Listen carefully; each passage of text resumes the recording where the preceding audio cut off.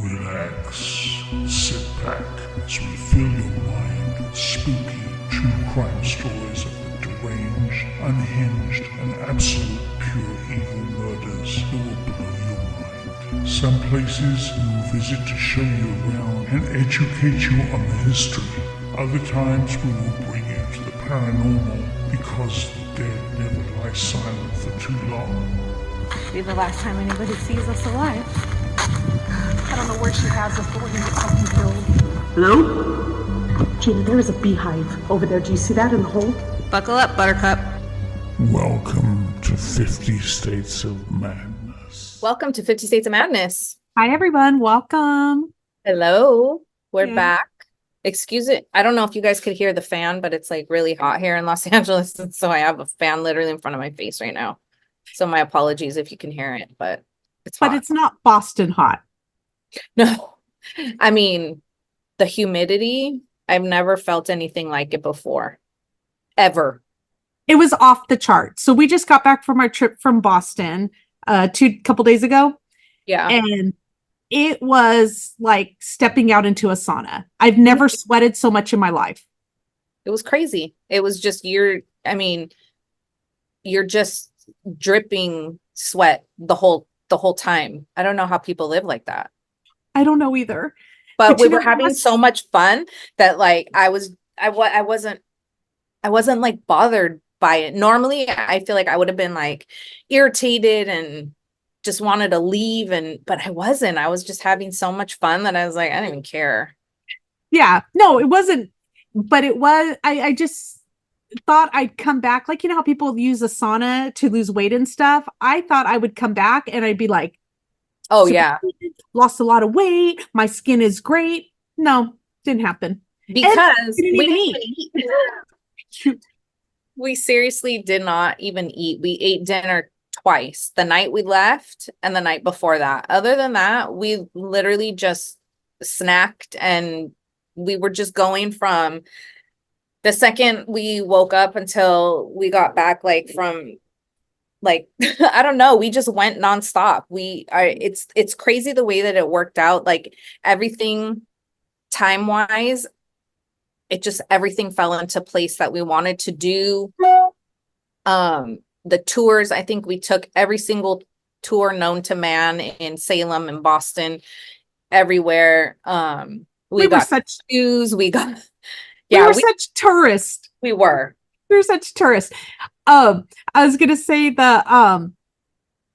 one night we actually just you had a bowl of cereal for dinner, and I had a Thomas muffins, like with butter and jam on. Like we just did not have time to eat at all. But we had fun. Busy. Yeah, we had so much fun, and we had time to pretty much do. I feel like we did everything we wanted to do. Oh yeah, definitely, for sure. It was just like the perfect timing. Everything worked out perfectly. We got tattoos in Salem. We did. We took a boat to Martha's Vineyard. We went through Cape Cod. We rented a car when we were on Martha's Vineyard. We drove around the whole day in a convertible, like we were, bougie little bitches out there. I was like, so you can be broke and bougie at the same time. That was us. Right.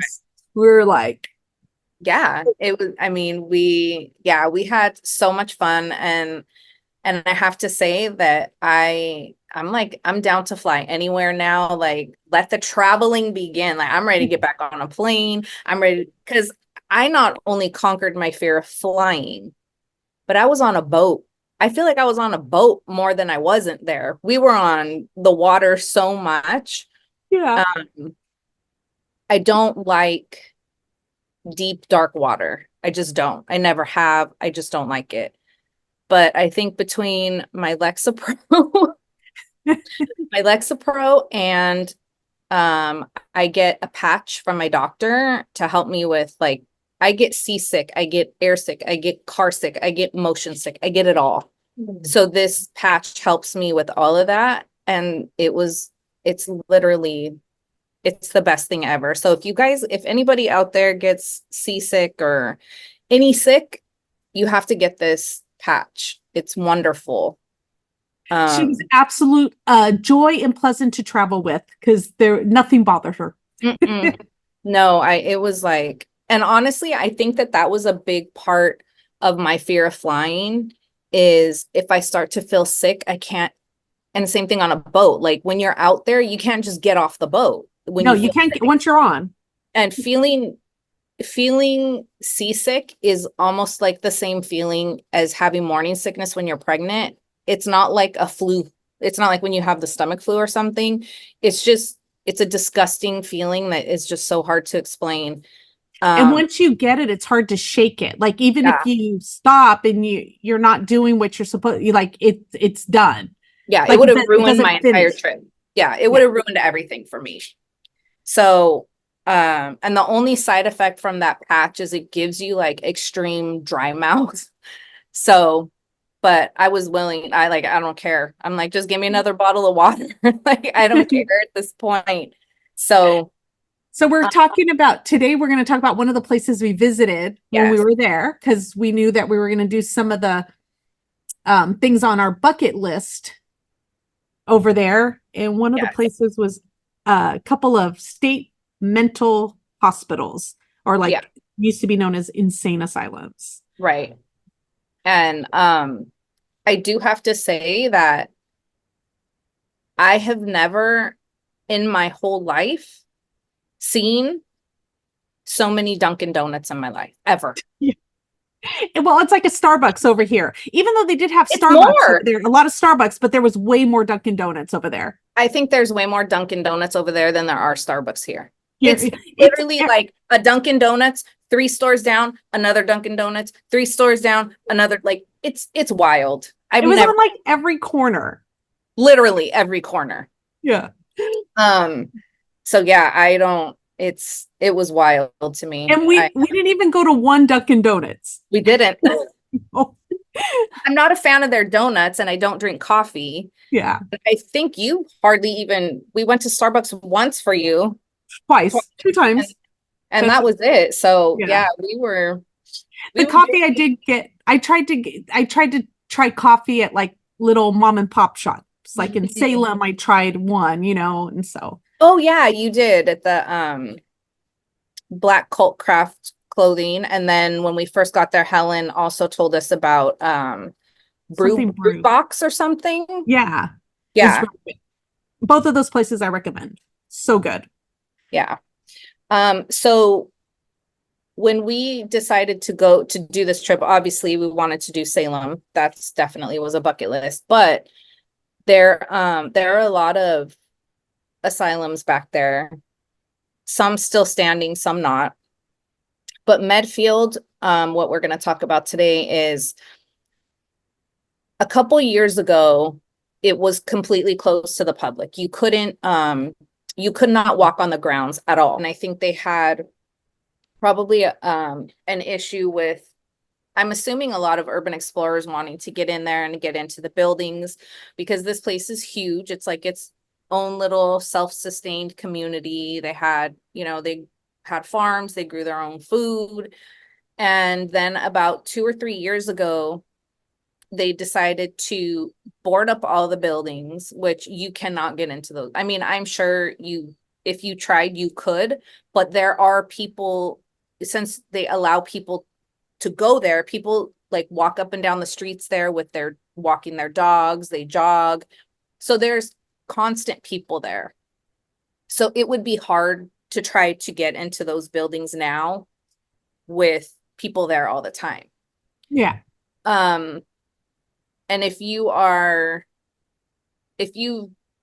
studied any of this, there's like a very infamous sign that sets outside when you enter it, that says Medfield State Hospital. It's a very known picture if you've done any research on asylums. And so it's right as you pull into the place, it's this big old school sign that it like gave me the chills when I find like to see when you see stuff online and then when you actually see it in person, I don't know, it's so exciting. I know, I've never seen you so excited over a sign before. I know, I was really excited. So most of these places have really they mostly all did lobotomies, and they have like a bad reputation with stuff that went on there. And so we're just going to talk about some of, the things that went on in these places, and the history of this one in particular that we were able to visit. So we took a lot of pictures, and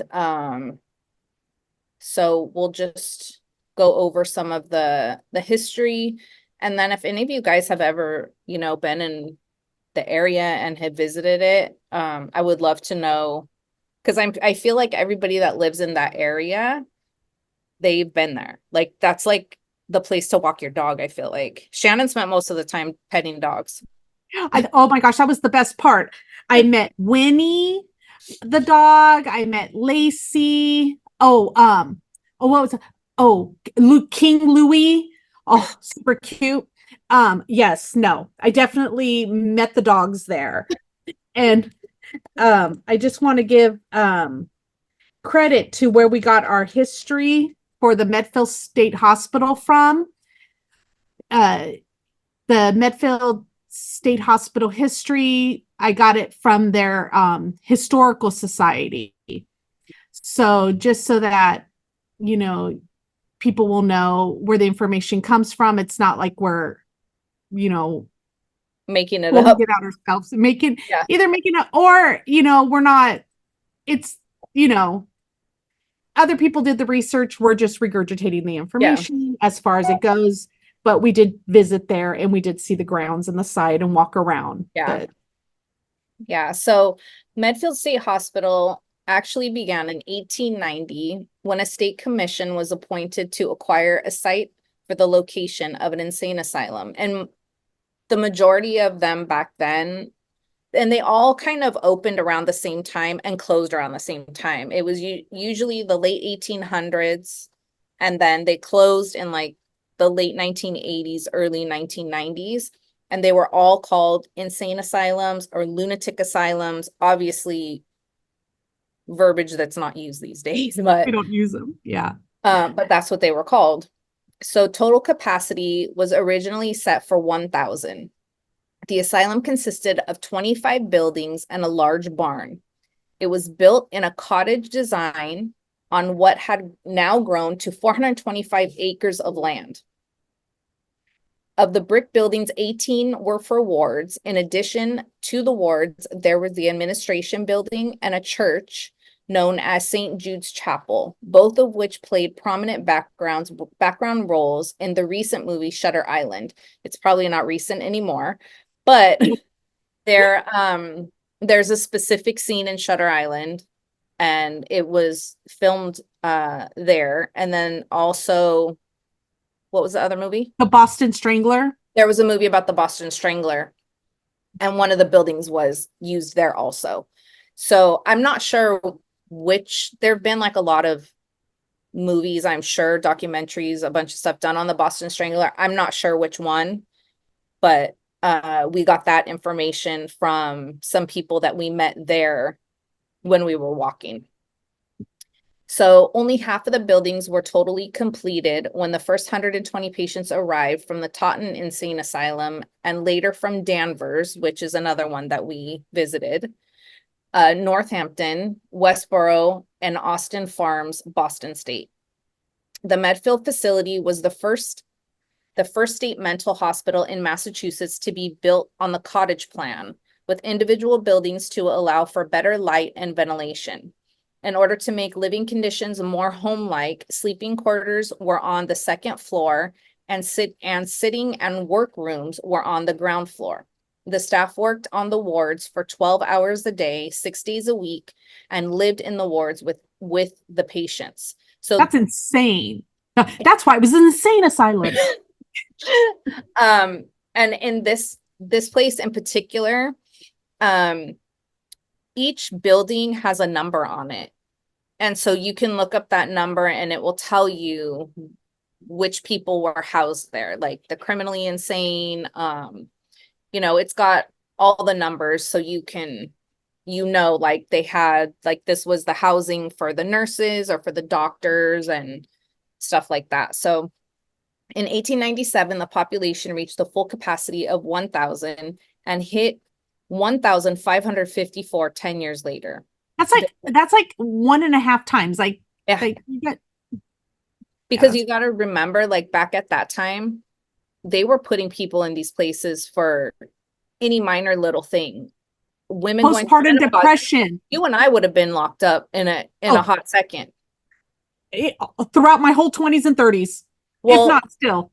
But but women, when they would go through menopause, they thought that they were like, the devil, and so they thought they were going crazy, and they would lock them up. So that's, I'm sure, what attributed to the numbers just skyrocketing. Yeah. And all these people were in there.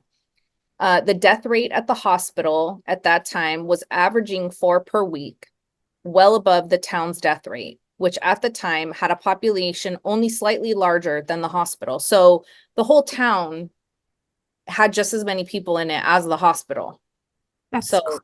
Yeah, that's a lot. The year 1897 saw William Spearing, an inmate at the asylum, die of shock from burns received when he was put into a bathtub of scalding water. The attendant, F. Osmer Hill, was immediately discharged. The Boston newspapers claimed that there was an attempt of a cover-up and that facts were being kept from the public, which I feel like happens at a lot of these places. Later, on Christmas Eve, an inmate, Mary Fitzgibbons, escaped from the hospital. All possible efforts were made to find her tracks in the snow, but they were lost when the tracks went to the plowed road. And I have to remind myself too, like, winters there in Boston, like you get snow. It's like, it's not like it is here in California. So it's, they have pretty drastic weather there, especially during the winter. So all towns within a 20-mile radius were notified. The other state institutions and the poor farms and the town poor farms were notified by mail, offering a reward for her return by mail. They had to send them a letter. How long did it get to them?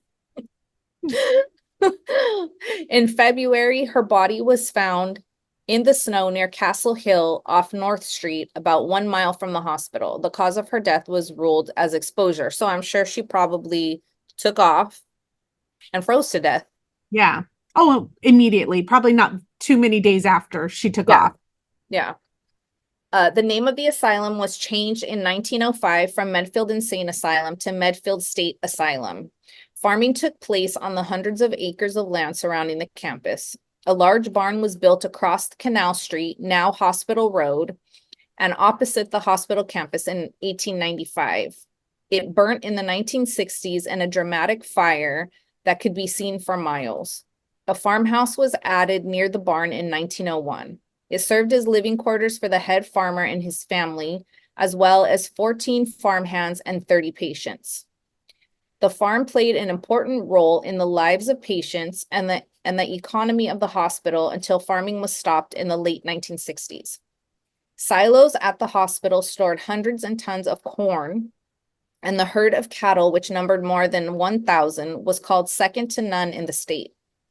To assist in the pasturing of the cattle, a herd house was located nearby in the area of present-day Copperwood Road. The Medfield farms worked on by the patients served much of the food needs for all the state hospitals in eastern Massachusetts. So they were busy. Like, it was big. Mm-hmm. That's just basically what they did all day. I'm sure that was their job. Root cellars were located in the back fields to hold carrots and other vegetables. In addition, the milk from the dairy herds supplied milk for the residents, not only at Medfield, but for many of those surrounding state institutions as well. The chicken coops held more than 3,000 hens. From 1911 to 1916, B1, one of the original 1896 ward buildings used for female patients, became the site of the dental clinic. It then became home of the electric shock unit. From 1950 to 1957, it was the site of the insulin shock unit. In 1916, Wesley Linton, an attendant at the hospital, pleaded guilty to the assault, beating, and killing of a patient. He was sentenced to 3 years in the Dedham House of Correction. Who knows? In Boston, it could be pronounced anyway. Could be pronounced anyway. So We kind of we got corrected quite a few times on our pronunciation of things. yeah. So Yeah. So my apologies if any of this is wrong. So they have their own. They have their own language over there. They do. They do. We had to call down quite a few times to say, how did you say this? Like, can you voice memo me? Because I need you to really tell me how to say this. We look like a bunch of idiots out here. So that same year, an additional 167 acres of land was purchased by the hospital. This is the land lying to the west of the hospital and along the Charles River. The hospital now had a total of 609 acres of land, 184 of which were under cultivation. The infirmary was built in 1916 and served as a laboratory, pharmacy, treatment clinic, dental clinic, x-ray, operating room. First operation ever performed on a patient on psychiatric grounds was performed here. The second floor was for surgical recovery and the location for medical care beds. I would give anything to be able to go into those buildings now. Just to see, oh God, like see that. What's there. But they are turning them into condos, unfortunately. So a lot of the stuff might already be cleared out because there were some crews there working on some of the buildings.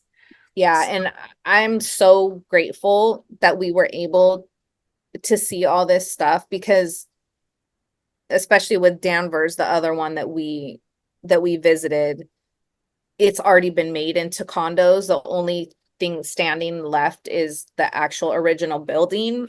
But yeah, so many of these things have already been wiped out. So I'm so glad that we got to go and take pictures of all of this before it's gone.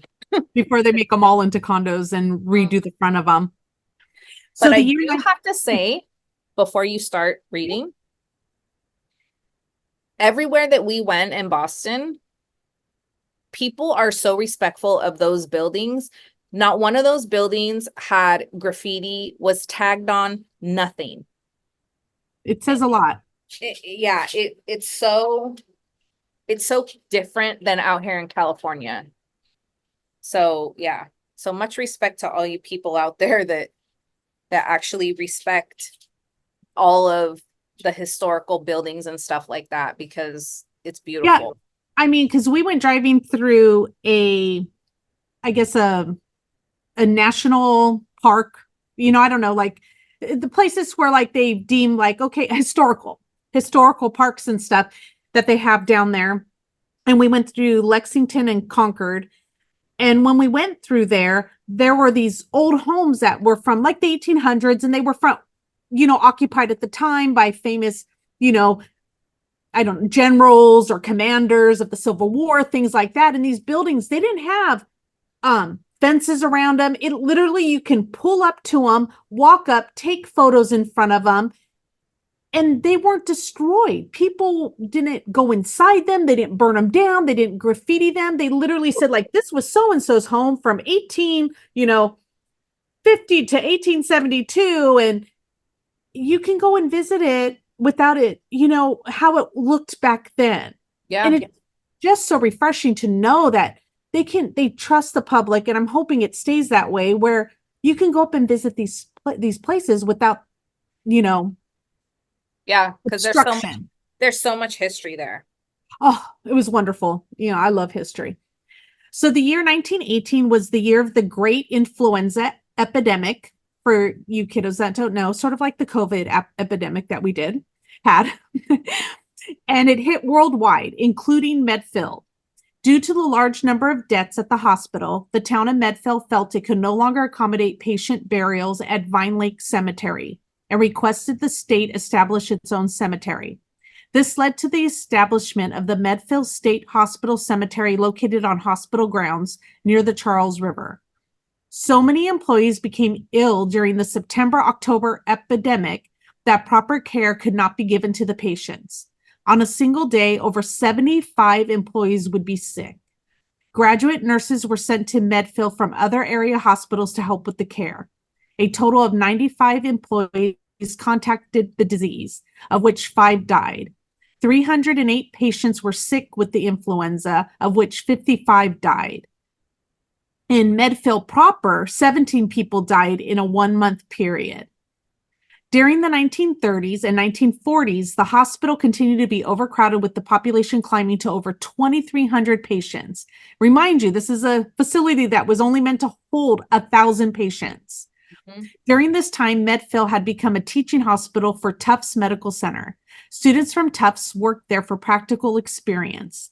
The year 1938 saw shock treatment began to be used for the first time at the hospital. That year also saw 2 patients killed as a result of being assaulted by employees. There was also a major investigation by state officials over the disappearance of a large supply of narcotics. During the 1930s and 1950s, the town of Medfield purchased all of its water from the state hospital and received all of its water from the hospital wells until the town began to build its own wells in the 1950s. In the 1940s, complaints continued about overcrowded conditions, and for the first time, children were admitted. The youngest was 4 years old. 4 years old. So sad. As there were no separate facilities, the children were housed together with the adult population.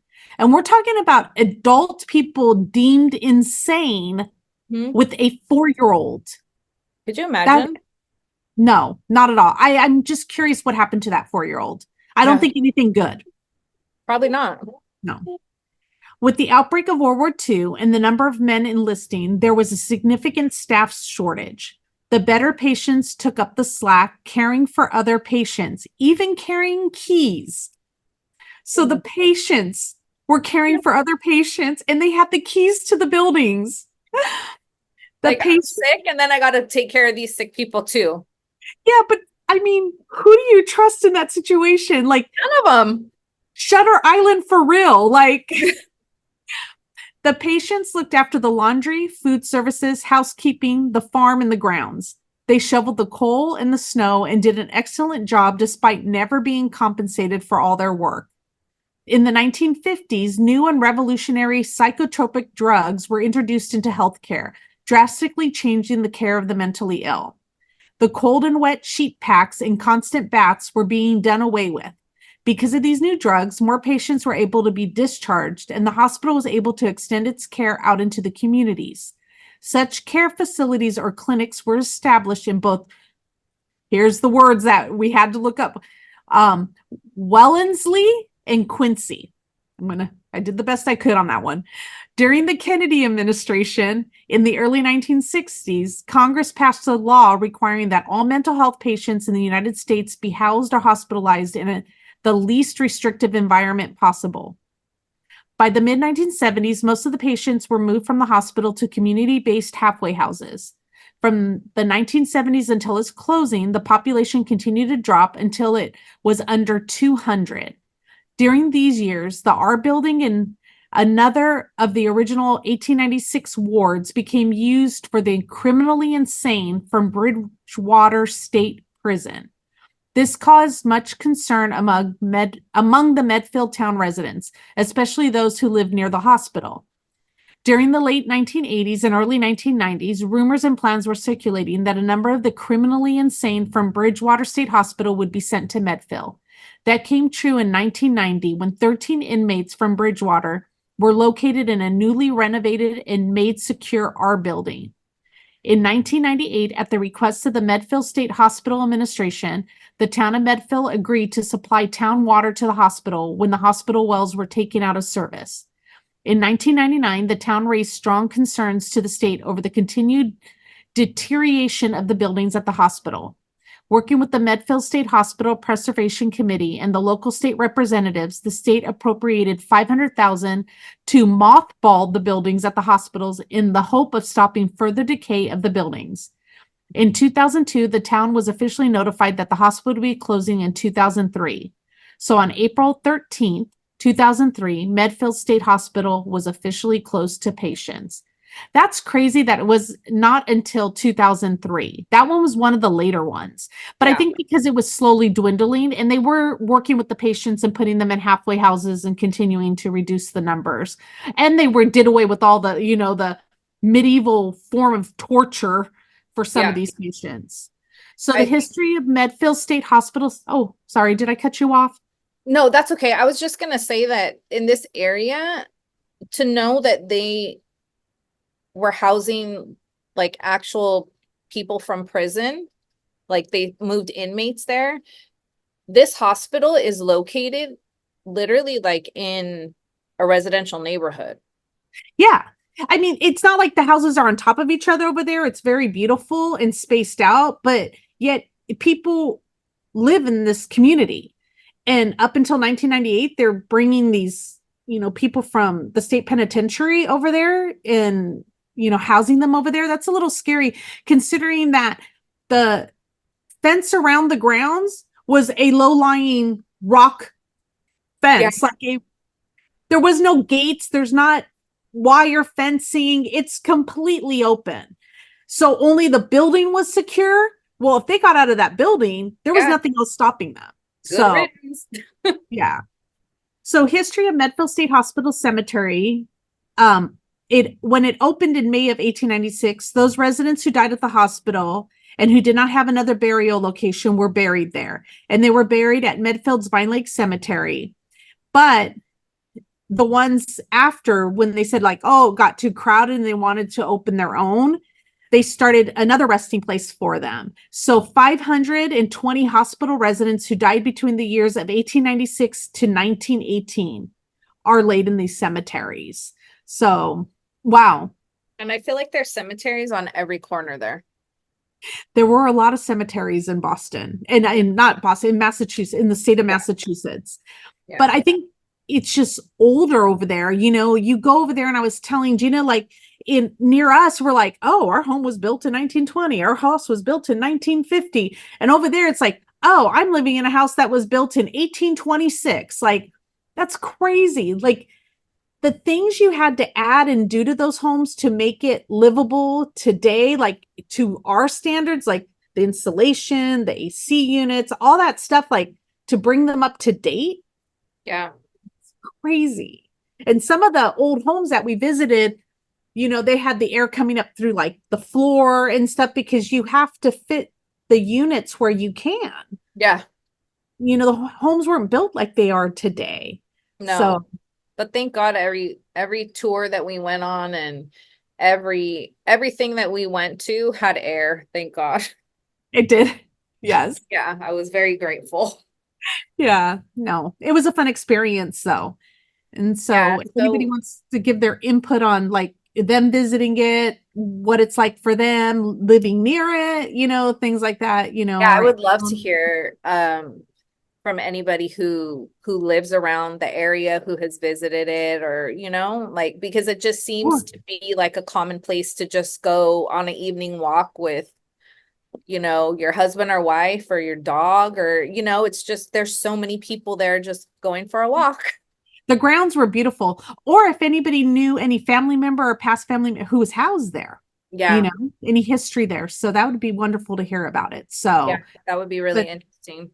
Yeah. And thank you to everybody who's been leaving comments in our previous videos. So yeah, we appreciate it. Much. Yeah. So yeah, the next few weeks will be just kind of going over different places. We did so much. We went to Lizzie Borden house. We did a lot of fun stuff. So over the next few weeks, we'll just be making different videos on all the places that we visited and going over a lot of the history and stuff like that. So, and it will probably all be on Zoom because Shannon's not done traveling.